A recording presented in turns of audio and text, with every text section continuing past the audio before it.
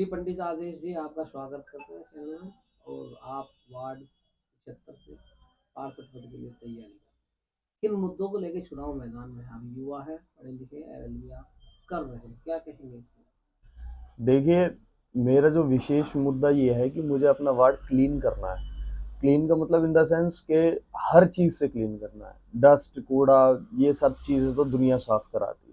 लोगों के मन में एक नकारात्मकता आ चुकी है, उसको साफ करना है। वार्ड में कुछ अवैध रूप से गतिविधियां चल रही हैं संबंधित देह व्यापार से, उनको हमें साफ करने का विचार है। ठीक, और ये हमें करनी है जो कि हम अब तक करते आ भी रहे हैं।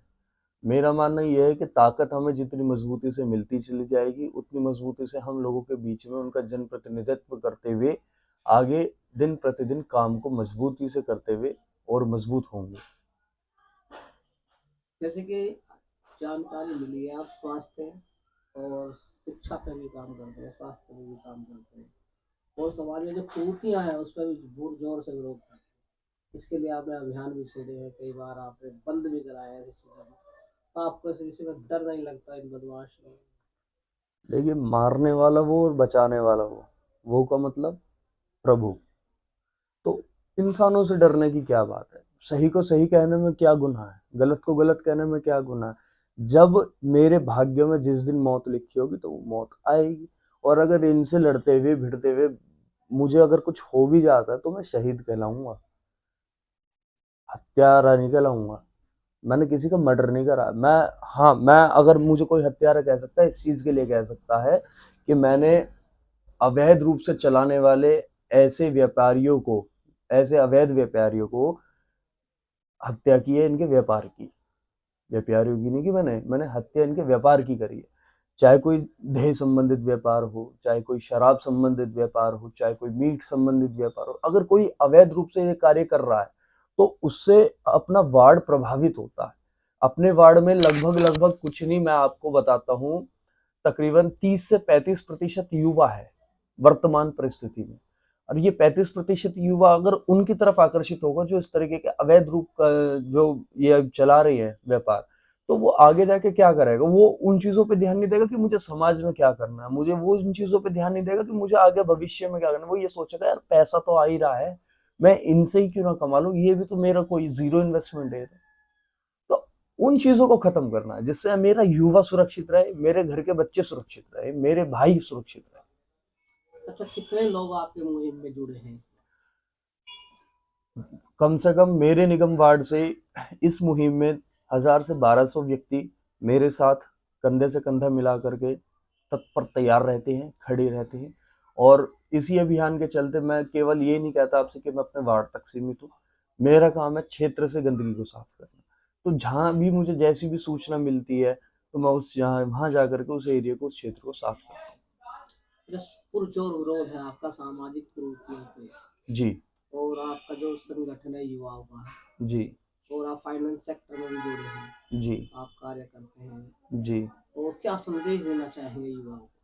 देखिए, मैं युवाओं की मात्र यही मेरा एक संदेश है कि आप एक तो अपने धर्म के प्रति जागरूक रहें, दूसरा समाज के प्रति जागरूक रहें, तीसरा अंग्रेज नीतियों पर चलना बंद करें। अंग्रेज नीतियों पर मतलब लोगों का कहना है कि यार आजकल तो सब नॉर्मल है, दुनिया करती है, अंग्रेज करते हैं, वो लोग करते हैं, फलाने देश में ऐसा हो। आप इस चीज को देखिए, अपना देश उन देशों से कितना अलग है। मेरे देश ने नालंदा जैसी यूनिवर्सिटी बनाई थी, जब उस समय पे बनाई थी, उस जमाने में बनाई थी कि जब कहीं पूरे देश, पूरे विश्व में कहीं पढ़ाई का नामो निशान नहीं था, तब नालंदा यूनिवर्सिटी हमारे देश में थी। और यहाँ से सैकड़ों युवा आपके और हमारे जैसे उस दौर में पढ़ करके निकले थे। विदेशों से भी पढ़ने आते थे बिल्कुल, विदेशों से भी आते थे। और दूसरी बात, नालंदा को खत्म करने वाले अंग्रेज थे। उन्होंने हमारे धर्म को, संस्कृति को, इन सबको निस्तनाबूद करते हुए मतलब अपनी चीजें हमारे ऊपर थोपी हैं।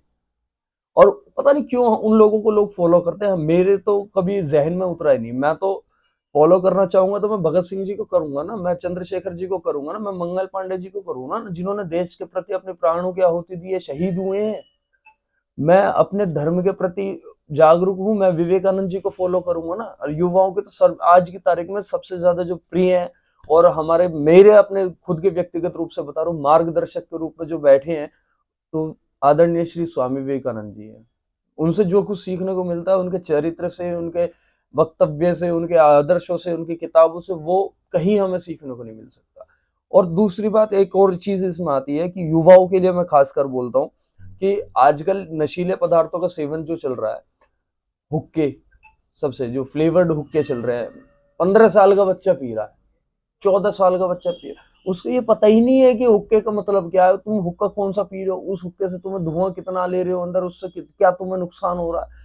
भविष्य आप सभी का खराब हो जाएगा। मैं अपने युवाओं के लिए बोल रहा हूँ, अगर नशीले पदार्थों पर चलोगे, हुक्के का सेवन करोगे, शराब का सेवन करोगे, इन चीजों का सेवन, तो आपका अपना भविष्य खराब होता है इन चीजों से। क्योंकि आप अगर अभी इस एज में आकर के ये कार्य कर रहे हो, तो बुढ़ापे में आप क्या करोगे, शायद आप बुढ़ापा देख भी ना पाओ। तो इन चीजों से आपको परे रहना चाहिए। एक मेरा संदेश युवाओं के लिए है। दूसरी चीज मैं आपको बता दूं, मेरे साथ केवल युवा ही नहीं, मातृशक्ति और जुड़ी हुई है।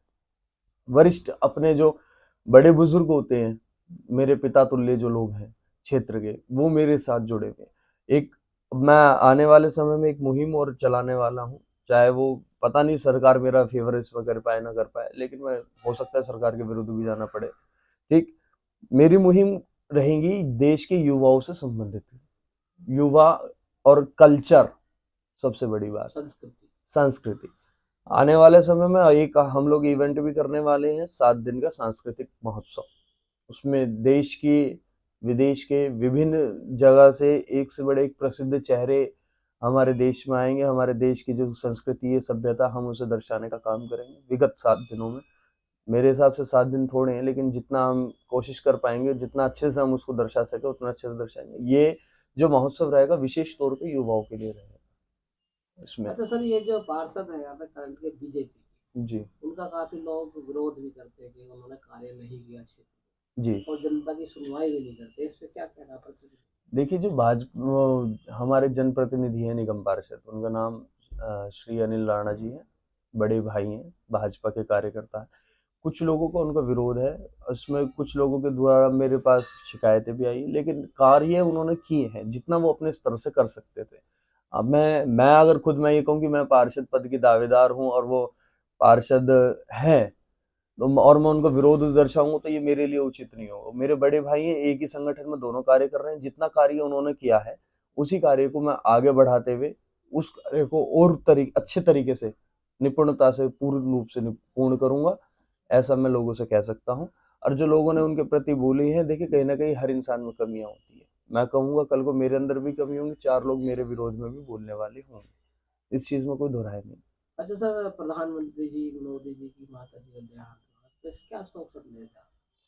देखिए, शताब्दी भरा वर्ष रहा है उनका, 100 वर्ष पूरे इन्होंने अपने जीवन के, एक ऐसी महिला, मतलब देवी का स्वरूप मैं उनको मान कहूँगा।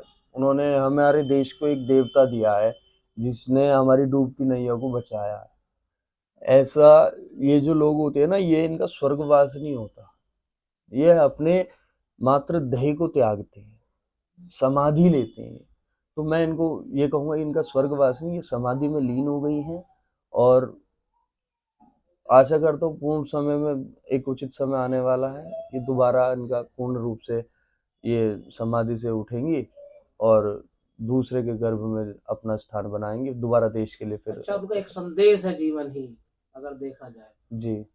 इस पे क्या कहेंगे? उन्होंने इतना संघर्ष किया, मोदी जी को कहा, उन्होंने अपने आंखों के सामने प्रधानमंत्री होते देखा, सर्वोच्च पद में बैठे थे, और कई बार उन्होंने देश के लिए, उन्होंने कहा कि देश के लिए कहा। जी, इसमें यही है कि जो माता जी का जो संघर्ष भरा जीवन रहा है, कि जो हमने मोदी जी की बायोपिक भी देखी थी, उस चीज पे भी हमने ध्यान दिया था, जो उनका जो जीवन भरा संघर्ष रहा है, उस संघर्ष का तो परिणाम आज नरेंद्र भाई मोदी है। अगर उन्होंने वो संघर्ष न किए होते और मातृशक्तियों की तरह आराम से अपना जीवन व्यापन किया होता, तो शायद आज उनका बेटा भी प्रधानमंत्री न होता। शेरनी के घर ही तो शेर जमा करते हैं, नहीं तो कौन जमता, जन्म लेता। और माता जी, प्रभु से मैं आग्रह करता हूँ कि प्रभु उन्हें अपनी चरणों में उन्हें अपना स्थान प्रदान करें और विनम्र श्रद्धांजलि। ओम शांति।